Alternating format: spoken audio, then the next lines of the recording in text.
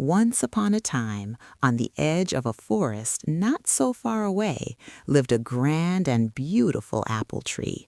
This tree was not merely roots, a trunk, and leaves. It had a huge, compassionate heart. And this tree loved a little boy. This was no ordinary love. It was a deep, silent, and rooted love that embraced him with its shadow, nourished him with its fruit, and dedicated its existence to that child's happiness. Every day when the sun climbed to the highest point in the sky, the boy would run to the tree. His footsteps kept a soft rhythm on the grass, and when the tree heard this sound, it would rustle its leaves with excitement. The boy would gather the tree's fallen leaves one by one and make showy crowns out of them. When he wore those crowns, he became the king of his imaginary world, and the forest was his kingdom. Climbing the tree's trunk was the greatest adventure in the world for the boy. He would hold on to the rough bark and rise through the branches toward the sky.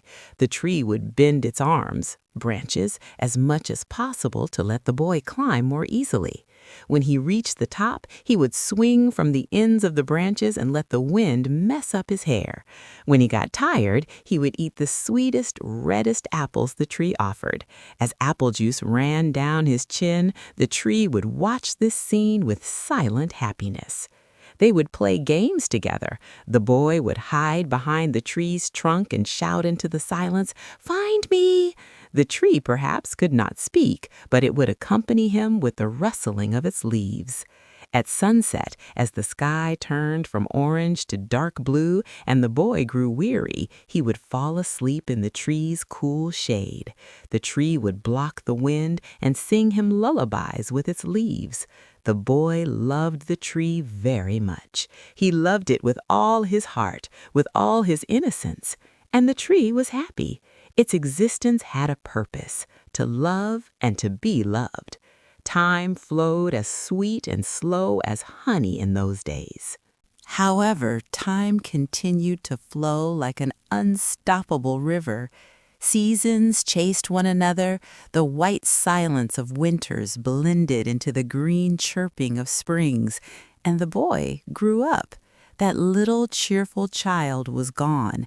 His legs had lengthened, his facial features had sharpened, and his world had changed. He no longer came to the tree alone. Sometimes he came with other friends, and sometimes he didn't visit for days.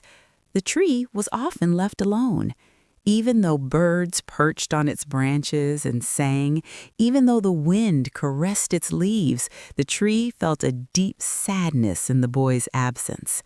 One day, after a long time, the boy came to the tree. He was now a young man. The tree trembled with excitement. "Come, boy," it said in its silent language. "Climb my trunk, swing from my branches, eat my apples, play in my shade, and be happy." But the boy shook his head.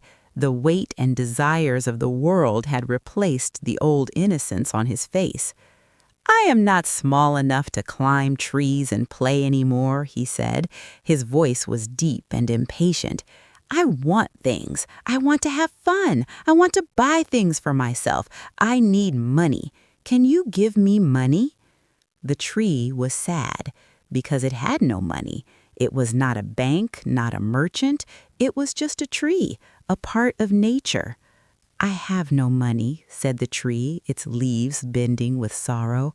"I only have my leaves and my apples." Then it lit up with an idea, a hope. "But, boy, you can pick my apples. You can take them to the city and sell them. Then you will have money and you will be happy." The boy's eyes lit up. He climbed the tree not to play, but to take. He gathered all the apples, even the unripe ones. He embraced them all and took them away. He didn't even look back. But still, the tree was happy. Because it had given the boy what he wanted, it had met a need of his. If the one it loved was happy, then it was happy too. Again, a long time passed. Rains fell, snows dropped. The tree waited. It grew hopeful at every footstep, but the comer was never him. Then one day, the boy returned. He was now an adult. His shoulders had broadened, his gaze had hardened. The tree was so happy to see him that it trembled with joy. It could barely speak. "Come, boy," it whispered with a voice mingling with the wind. "Come, climb my trunk, swing from my branches, and be happy." "I am too busy," said the boy. "I have no time to climb trees. I want to have a house now. I want to get warm," he said. "I want a spouse. I want children. So I need a house. Can you give me a house?" The tree looked into the depths of the forest. It had no house. The forest was its home. The sky was its roof, the earth its bed. "I have no house," said the tree, "but," it added with that familiar warmth of sacrifice, "you can cut off my branches, you can build yourself a house with them, then you will be happy." The boy did not hesitate at all. He cut off the beautiful branches of the tree, which had grown for years, reached for the sky, and been a home to birds, one by one. He gathered them all and took them away to build himself a house. The tree remained vulnerable against the wind with its bare trunk left behind. It was leafless, flowerless, but watching the boys receding back, knowing he would have a warm home was enough, and the tree was happy. Time was now flowing heavier, more silently. The tree had no branches. The wind no longer rustled with it. It waited simply as a silent trunk. After a very, very long time, the boy came again. He had begun to grow old. There were deep lines on his face and a great weariness in his eyes. Life had tired him out. The tree was so happy to see him that it could hardly find the strength to whisper. "Come, boy," was all it could say. "Come, play." "I am too old and sorrowful to play," said the boy. His voice was raspy like dried leaves. "I want a boat that will take me away from here. I want to go very far away, to forget everything. Can you give me a boat?" The tree looked at its own existence. It had no apples left to give. It had no branches to shelter. All that remained was its trunk, which held it upright and connected it to the earth. "Cut my trunk," said the tree. Its voice did not even tremble. "Cut my trunk and make yourself a boat, so you can sail away and be happy." The boy cut the tree's trunk. That grand trunk, the witness of years, toppled over. The boy made a boat out of it, sailed the seas, and went far away. Only a small stump remained of the tree. Close to the earth, far from the sky, a silent stump. And the tree was happy. But actually, not really. There was a deep emptiness inside, an indescribable lack. It had given every part of its existence, but in return it had only watched departures. A long time passed, feeling like years, perhaps centuries. Seasons covered the stump with moss, rains washed it, and one day the boy returned for the last time. He was no longer a boy. He was not an adult either. He was an old man, bent double, his hair snow-white, his body frail. The light in his eyes had faded. He had walked all the paths of life and was exhausted. The tree saw him, but it had nothing left to offer him anymore, neither shade, nor fruit, nor excitement. "I'm sorry, boy," said the tree.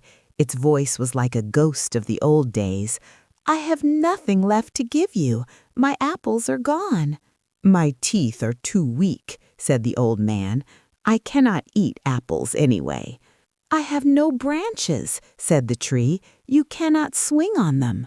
"I am too old to swing on branches," said the man, leaning on his cane. "I have no trunk," said the tree with sorrow. "You cannot climb." "I have no strength to climb," said the old man. "I am very tired." The tree sighed. If it could, it would uproot itself and give that too, but nothing remained. "I wish I had something to give you," said the tree, "but I have nothing left. I am just an old stump. I am sorry." The old man looked at the stump. Perhaps for the first time he truly looked. "I don't need much of anything anymore," said the man slowly. "I just want a quiet place to sit and rest. I am very tired." The tree could not believe what it heard. With its last remaining presence, it stretched its roots and tried to straighten itself as best as it could. "Well then," said the tree, with a joy sprouting anew inside, "an old stump is the best place to sit and rest. Come, boy, sit and rest." And the old man listened to the tree. He slowly bent down and sat upon that friend under whose shadow he had once run, on whose branches he had swung, whose trunk he had embraced, that generous being who was now just a stump. Silence covered the forest. The wind stopped. The man rested. And the tree was happy. Epilogue. This story is not just about a tree and a boy. It is about the infinity of giving and the exhaustibility of taking. While the tree represents nature, parents, and those who love unconditionally, the boy symbolizes humanity's endless desires, the selfishness brought by growing up, and the inevitable fatigue reached at the end.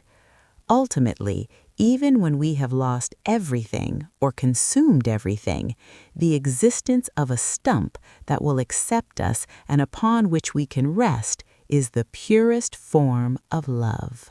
Thank you for sharing this quiet time with us.